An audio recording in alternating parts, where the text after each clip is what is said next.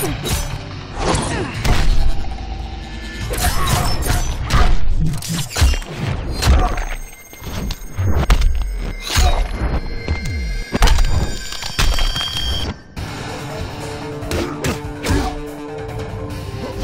the Raptor race!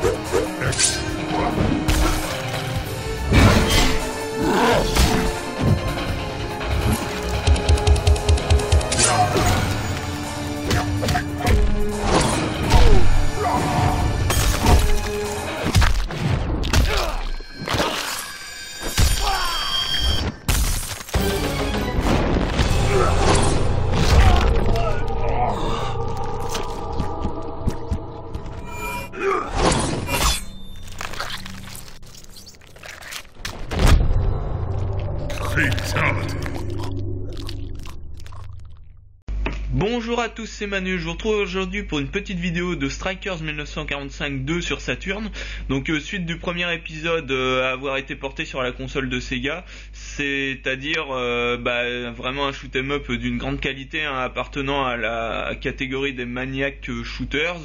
c'est-à-dire une catégorie spéciale de shoot'em up où le nombre de projectiles à l'écran est tout simplement impressionnant et la difficulté est assez grande, étant donné que vous devrez baser votre jeu non seulement sur l'attaque mais également sur l'esquive si vous souhaitez vous en sortir, puisque vous n'aurez pas le droit à l'erreur, étant donné que le moindre impact vous tuera instantanément. Donc deuxième épisode qui est aussi réussi que le premier, ça c'est clair, voire même plus, mais malheureusement qui ne contient pas énormément d'innovation par rapport à Strikers 1945 premier du nom, puisque au niveau du gameplay c'est quasiment la copie conforme, au niveau des graphismes c'est la même chose, donc je vais essayer de m'atteler pendant cette vidéo à vous dire les rares points qui ont changé par rapport au premier épisode, et je vous enverrai la vidéo du premier pour voir les spécificités du gameplay en elle-même. Donc premier changement d'ordre graphique, vous avez un petit peu plus de profondeur dans les graphismes, c'est-à-dire que dans le premier épisode vous aviez surtout des combats se déroulant sur deux niveaux, certains ennemis étant au sol et d'autres étant en l'air. Ici vous aurez fréquemment des combats se déroulant sur trois niveaux, c'est-à-dire par exemple quand vous serez dans un stage où vous aurez la mer, vous aurez des avions à votre niveau, des bateaux en dessous, et il sera pas rare que vous voyez des sous-marins apparaître au troisième niveau en dessous. Donc c'est vraiment une très bonne chose, ça augmente encore un petit peu la difficulté, puisque ça vous fera plus de facteurs à prendre en compte, et ça apporte vraiment un réel plus au gameplay. Également le second plus, les smart bombes. Non, je dis des bêtises, c'est le tir chargé, pardon, excusez-moi, qui est maintenant géré par la petite jauge que vous voyez en bas à gauche de l'écran. Cette jauge se remplira au fil de vos victoires, lorsque vous réussirez à tuer des ennemis, et vous permettra de déclencher un tir chargé de plus ou moins grande puissance selon le niveau que vous aurez atteint. Alors par contre si vous êtes au niveau 0, vous ne pourrez pas déclencher de tir chargé. Donc par exemple là je suis au niveau 1, je vais pouvoir déclencher un tir chargé de niveau 1, c'est-à-dire comme celui-ci. Sachez également que lorsque vous déclenchez un tir chargé, la jauge de niveau se remet pas à 0, mais elle diminue, ce qui fait que vous devrez un petit peu plus économiser ce tir chargé que dans le premier épisode. Autre nouveauté également, alors graphiquement ça a quand même subi un petit lifting,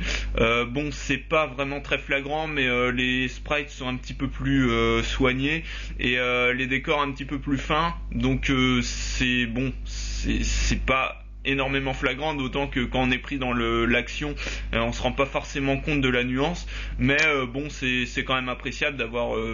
un petit peu plus soigné les graphismes qui étaient déjà d'excellente facture dans le premier épisode,